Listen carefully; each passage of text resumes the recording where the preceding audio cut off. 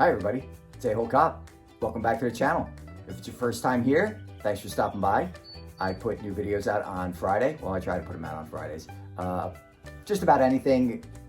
Hopefully it's mostly motorcycle related content, but you know, weather has a way of screwing that up. Anyway, I'm back from my road trip. I want to recap it. If you've been watching this channel for any length of time, you'll know I started it back in January, and it was my way of getting back into motorcycle travel. I fell out of it about 5 years ago. I used to be cross-country motorcycle traveling for years, been back and forth across the United States, did the whole lower 48 parts of Canada, slept outside the entire time, was big into motorcycle camping.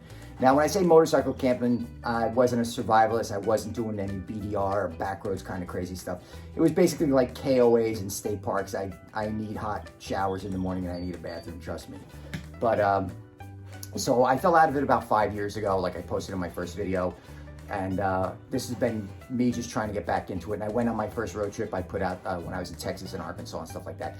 And I got a confession to make. When I first went, I left on a Saturday afternoon, and I wasn't really sure how it was going to go for me. I fully expected that I was going to, ride for a few hours until it got dark, stay in some shitty motel, get up and turn around and think to myself, I don't think this is for me anymore, and come home.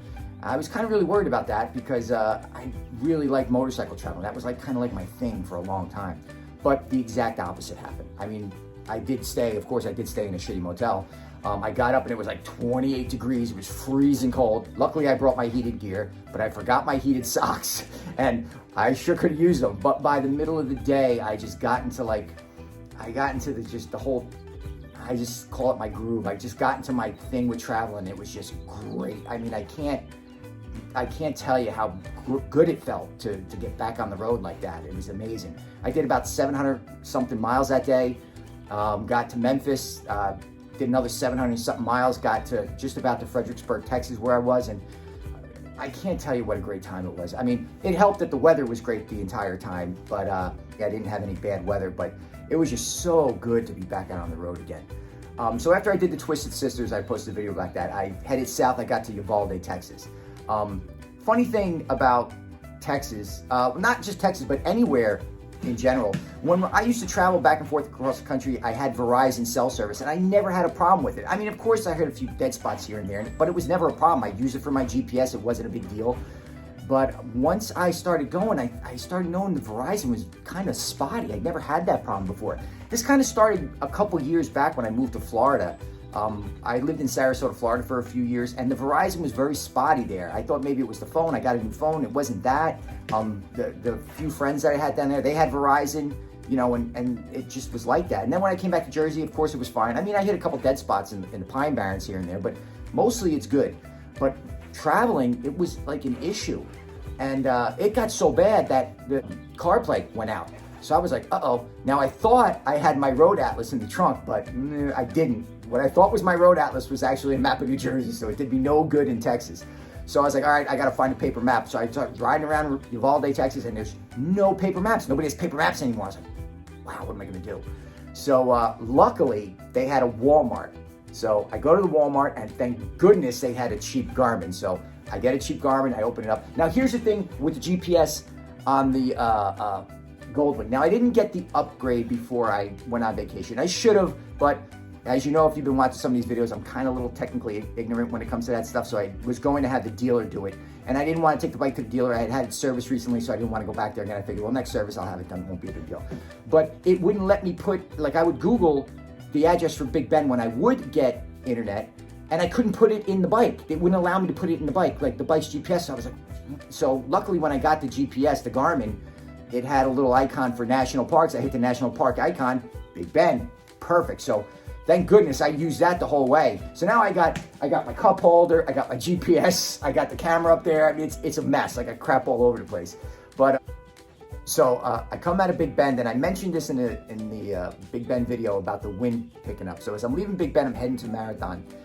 The wind's blowing, the wind's whipping. It's getting a lot more noticeable. But from Marathon to Fort Stockton, I literally was leaning on the bike because it was so windy, it was blowing so hard. And thank goodness I didn't bring my camper with me, because I have a feeling it would have been pulling me all over the place. And then from Fort Stockton, I was planning to go to Abilene, but I only made it to Odessa because I was like fighting the bike the whole time. And as I'm coming down the highway there, and I think it's Highway 20, you could see like a film, like almost like a fog over the city from the dust, from the wind blowing.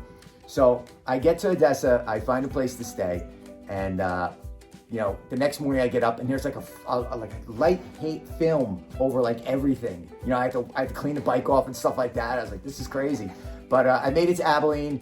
I saw some family, I saw some old friends. I had a great time. I mean, for my first solo trip, it was just great. I know a lot of people say, oh, you know, how do you ride that far, how that long? That is the best part of the trip. And if you motorcycle traveled, if you toured on motorcycles, you get it. It's not, I mean, there's an old saying, oh, it's not the destination, it's a journey, but it actually is. I mean, being out there riding, going somewhere is like the great part of it. I mean, I was hoping I was gonna really enjoy it. I was planning on not. I was like, you know, it was really touch and go there for me for a little while, but I'm so glad I got back out there. I can't wait for the next trip. I don't know where it's gonna be. I got some plans around. It's late in the season. I know I said in another video I wasn't going to Sturgis, and it's a little late in the year, in the season, to try and find motels, but I have scheduled some time in August, so who knows if I can find a cheap place to stay out there. Maybe I'll go to Sturgis, but I'm definitely gonna go out west. I really got to get back to Yellowstone. I went through it years ago, completely unplanned, just kind of, you know, just kind of winged it. At that time, there was like 5 gas stations supposedly in Yellowstone, and like 3 of them were closed. So I spent the whole day racing around Yellowstone trying to find a gas station. So I've been meaning to get back there. So that's one of the places I need to get back to. But even if I don't go to Sturgis in August, I am going to go someplace west. I really need to get back out there. I miss being out there.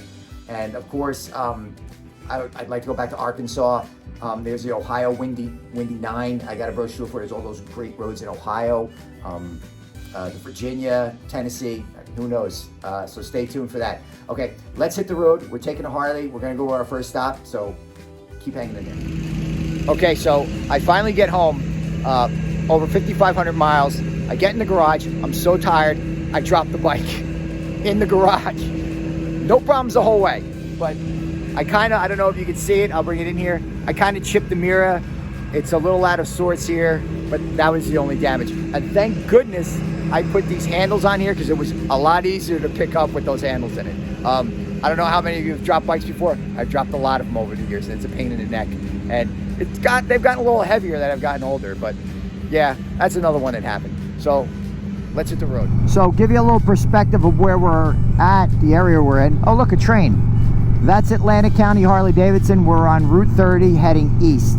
We're going up to 9, and then we're making a right, we're going south. And then it's a few miles in, and I'll tell you where we're gonna be, and I'll tell you where we're gonna start today. All right, here's our first stop. This is the Central Square Plaza, Linwood, New Jersey. It's about 6 miles from Route 30 and about 3 miles from Route 40 on 9, just to give you a perspective of where it's at. Let me get off the bike and we'll get to where we're going.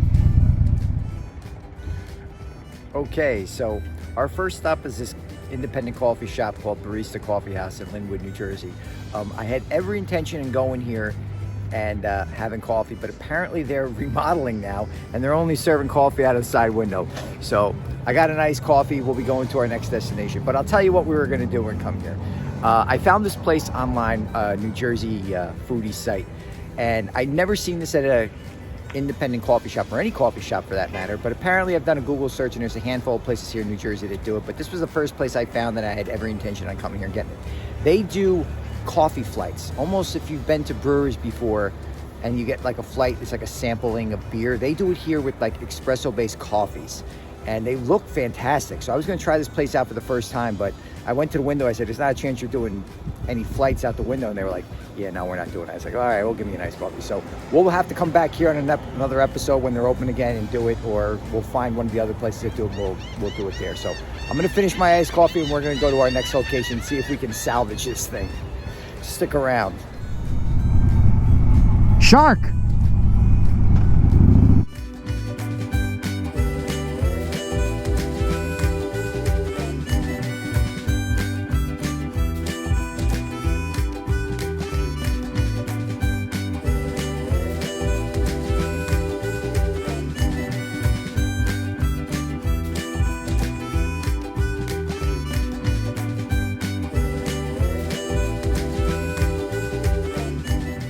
So we're at our next location. Now, this one was a little difficult for me. I haven't done this in about 3.5 years. I got a little anxiety about it. I'm a little nervous. My life has changed a lot. I'm kind of a different person now. I had a discussion with a friend about this. Yeah, believe it or not, I have friends. They probably don't watch any of this shit. But my friend said to me, just get over it. And they're right. I need to get over it. I feel like I want to do this again, but I'm out of practice, so I might never get another opportunity to do this again. So if I'm gonna do it once, I'm gonna do it right. I'm gonna have lunch. So now that I've decided to have lunch for the first time, and probably the last time, if I'm gonna do it, I'm gonna go to the best place that I know. And everybody in New Jersey knows this place. It's fantastic. Those of you that don't know, check this out.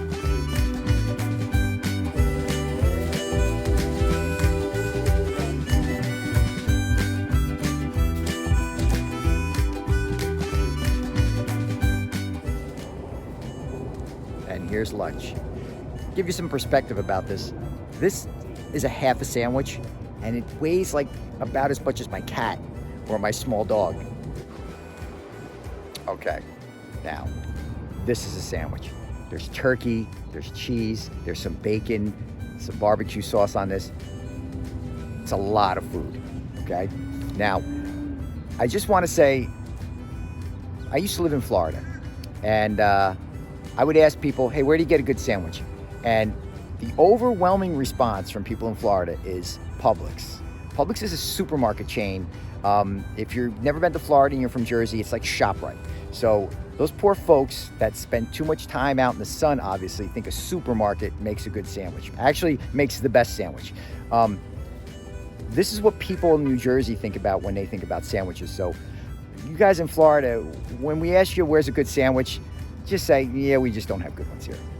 But I'm gonna go home, eat this sandwich, put myself in a food coma, and probably be in bed by 3 p.m.